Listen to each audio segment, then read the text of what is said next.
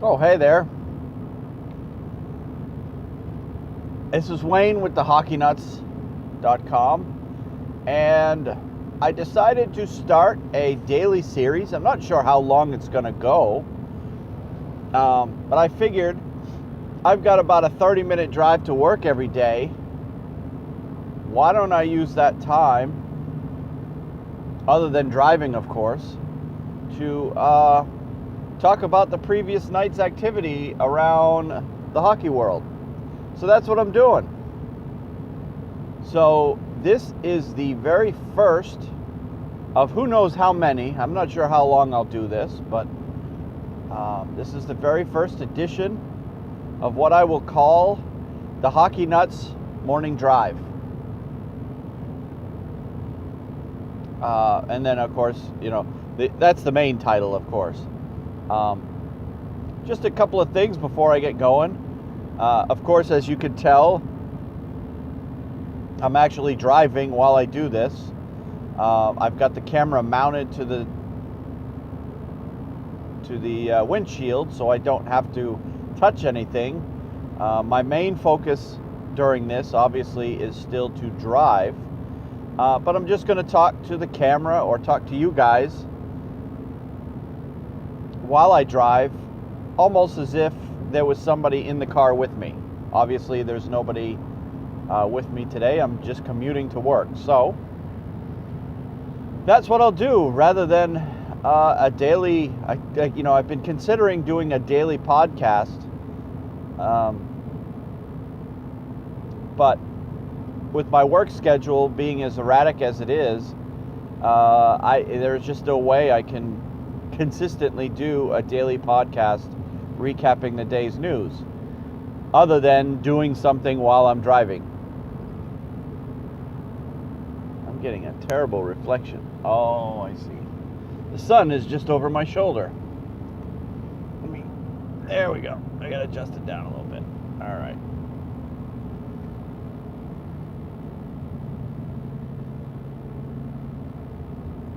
Guy in front of me is going incredibly slow.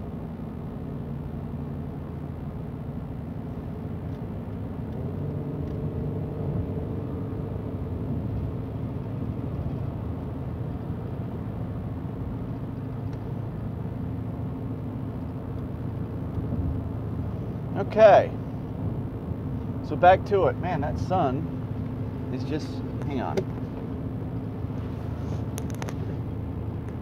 That's not doing much to help, is it? Well, this is an unexpected thing. Let me turn the camera a little bit. The sun is like right in the camera's view.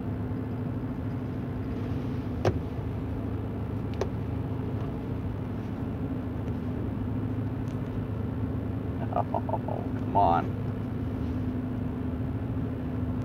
Well, that can't be helped, of course. I guess we'll just have to make do with it. You just won't be able to see me as clearly as you would otherwise.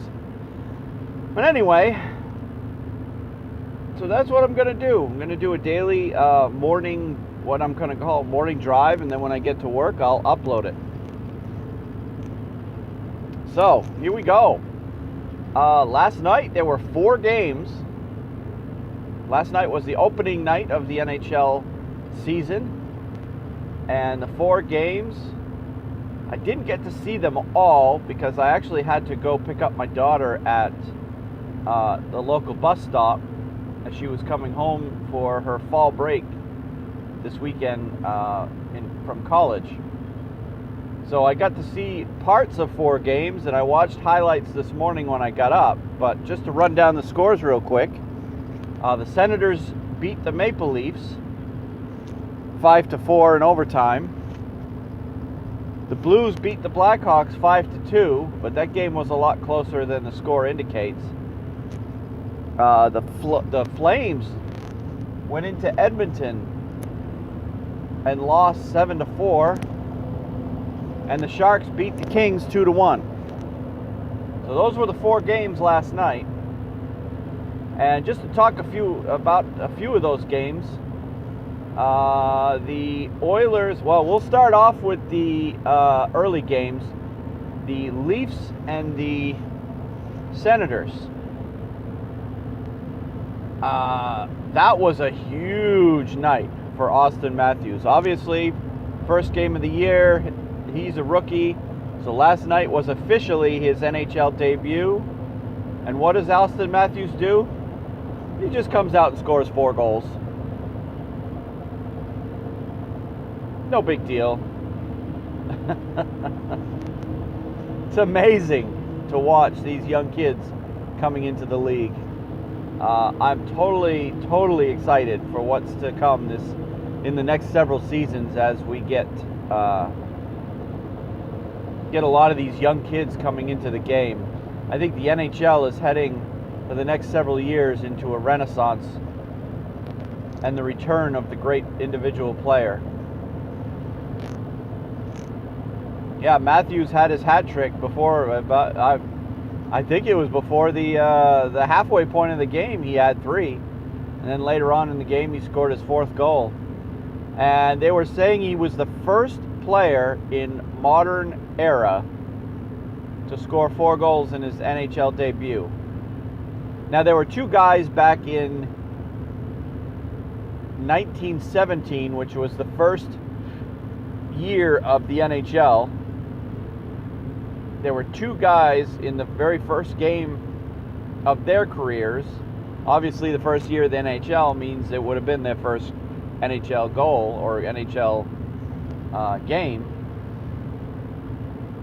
And I can't remember. I never remember one of their names. Joe Malone was one of them, but the other one, his name escapes me at the moment. But back in 1917, there were 2 guys that got 5 goals each in their first NHL game. But that comes with a big asterisk because, number one, that was the first season in the NHL, and those guys were established stars in that day. And number 2,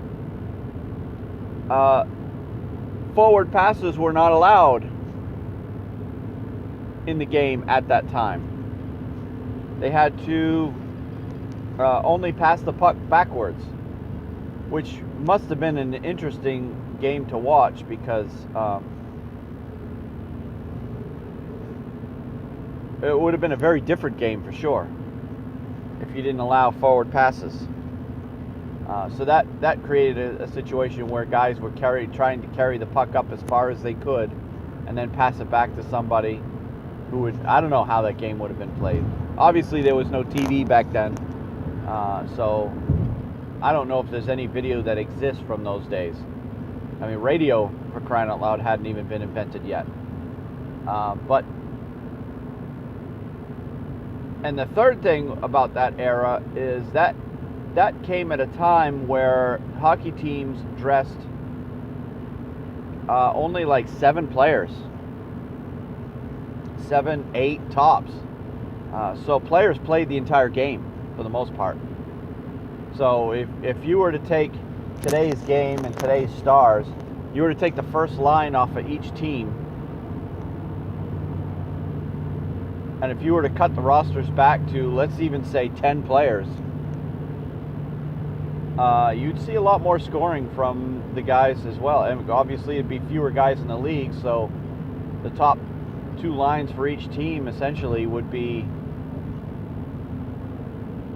your league, and you would see a lot more scoring from an individual because, you know, instead of playing 20 minutes a night, forwards would be playing 45 minutes a night or 50 minutes a night, kind of similar to what the NBA uses, where guys play 3/4 of the game or more. So the game would be very, very different if we're to play like it was back in those days. So they're calling him, we might as well, for all intents and purposes, calling Auston Matthews the first player ever to score 4 goals in his NHL debut. So huge night for him. Unfortunately, though, it wasn't a great night in terms of his team because the team lost. So Obviously, Toronto has some work to do. To have a guy come out and score 4 goals and end up losing, that's not necessarily the greatest thing. So, on to the next game, Blues and the Blackhawks. I didn't see any of this game because I was focused what little time I had before I had to go pick my daughter up and watching Auston Matthews because he, it was such a big story. But I did see that it was 3-2 late in the game, and then St. Louis did score a couple of empty net goals to finish out the game.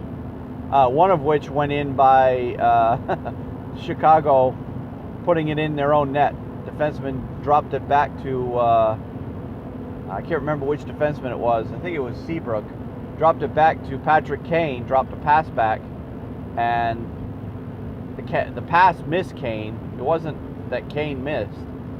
The pass, it was just a bad pass, and he basically shot it back into his own net. Duncan Keith tried to stop it from going in at the last second, but just couldn't get there in time. But anyway, that essentially is irrelevant. It was already 4-2 at that point, and that empty net goal made it 5-2. So either way, it's a loss for Chicago.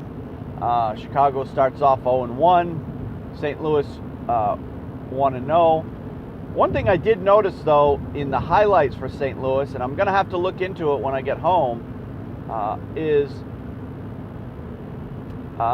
Nail Yakupov, who just got acquired by St. Louis, didn't play last night. So, not sure why. Or at least if he did, he didn't do enough to show up on the highlights, I guess. My initial thoughts were that he would be put on the line with Tarasenko, but maybe that's going to be down the road. Maybe it won't happen right away. So, anyway, St. Louis gets the win in that one, 3-2. In the next game, Kings Sharks, that's another game I did not see because I was focused on watching the Oilers game, being that was the opening of their new building. But the Kings did come out and lose to the Sharks 2-1. Biggest news story out of that game is Jonathan Quick looked like he did some damage to either his knee or his groin. I saw replays of what they believe was the moment that he hurt himself, and he looked like he was about to he was down on his knees as play was in close to the net, and it looked like he wanted to move from the right side of the net back over to the left, and when he went to push off with his right leg, his skate slipped out from under him and his leg shot out, and it was right after that where it looked like he was in some discomfort. So my guess is it was some sort of a groin injury, which is not good for a goaltender. If it's any kind of severe injury, that is going to put him out for a little while. Hopefully for him it's not that severe and it's not too difficult of an injury to come back from, or it wasn't bad enough to leave him out a lot. So after the game, the coach of the Kings was just saying that he's at this point day to day until they get results from an MRI that they're going to do this morning, supposedly. So that was the biggest thing out of that one. But the Sharks get off on the right foot with a 2-1 win over the Kings at home. And the last game of the night was the Edmonton Oilers hosting their intra-province rival, the Calgary Flames. And that was a very exciting game to watch. Obviously, they had all the ceremonies related to the opening of the Rogers Place, their brand new and, quite frankly, a spectacular building. They did a lot of highlights throughout the game of what all the technological advances that they put into this building. The building has the largest scoreboard of any NHL or NBA arena. and it is true high definition is what they're calling it. They listed some of the stats. One that jumps to mind was throughout the building there are just shy of 1,300 televisions spread throughout the building. It's just an amazing building that they have there.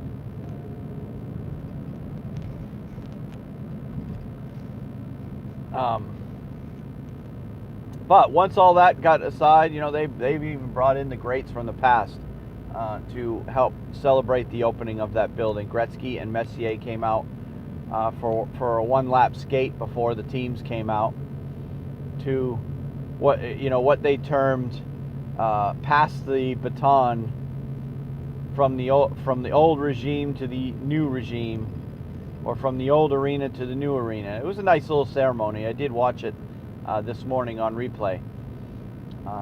But once they got all that out of the way and they moved on to the games, it was an offensive display by both teams.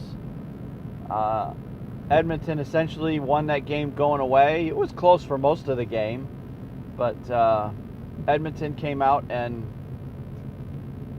earned the 7-4 win on that one. So a couple of notes on that one. Connor McDavid got a goal. Or did he? Yeah, he got a goal. He got 2 goals. Connor McDavid got 2 goals. I missed the other one. I remember seeing one. Jesse Puljujarvi got his first goal of his NHL career. He's another one that just got drafted. I believe he was drafted 4th overall. And again, as I do these, if I get any of these facts wrong, obviously you'll have to understand, because I'm driving. I don't have a way to look it up while I'm driving. So I'm just trying to pull these facts out of the top of my head. But, yep, Puljujarvi got his first career goal. Jordan Eberle got at least one that I remember. So all around, it was a real good night for Edmonton. It's a little concerning that they allowed 4 goals in a game, but it was definitely a game reminiscent of the great Oilers teams of the past, where 7-4 games were commonplace back in the 80s, especially back in the days when I was growing up, when Gretzky and Curry and Messier and all those guys were still there.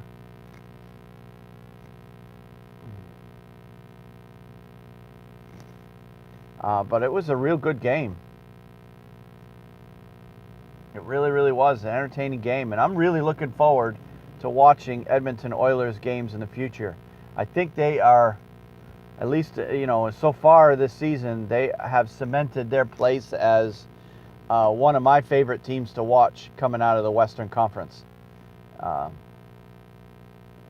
obviously I'm a Bruins fan. So anyway, that was pretty much it for last night. It was a real great, fun night of hockey. It was fun. It was entertaining, what little bit I saw. But tonight, I can't remember how many games there are, but tonight it's a Thursday night. It's night 2. And most of the teams that did not play last night, and of course with 4 games, only 8 teams out of 30 played, most of the teams that didn't play last night will be playing tonight, including my favorite team, the Boston Bruins, and Steve's favorite team, the New York Rangers, and I believe our local Carolina Hurricanes team are going to be playing as well tonight. So I'm looking forward to getting home tonight and watching a bunch of the games, and I look forward to talking about them tomorrow morning. So with that, I'll go ahead and wrap this up. I'm actually arriving at work as we speak, and I will go from there. Now, as I close this out, let me let you guys know that the Hockey Nuts, this channel is part of the hockeynuts.com website, and right now we have a podcast that we do each week. We do record it live here on YouTube, but we put it out as an audio podcast once all the editing and such are done. So if you do podcasts and listen to podcasts, I urge you to subscribe to our podcast. Just go on to iTunes or wherever you listen to your podcast and do a search for The Hockey Nuts. You should be able to find it. And in the meantime, if you like this, you want to see more, go ahead and subscribe to our YouTube channel as well. And if you want to give us any feedback, obviously you can leave your comments in the show notes or in the comments below. And if you want to email us directly, you can email us at feedback@thehockeynuts.com. You can also tweet me. I'm at Wayne Wayne Halley 9. I couldn't remember it for a second there. WayneHallee 9 is my Twitter handle. And my co-host Steve, he's SBall504man is his Twitter handle. And he's my co-host on the Hockey Nuts podcast. So until tomorrow, hopefully, I will go ahead and end it here. And have a good day.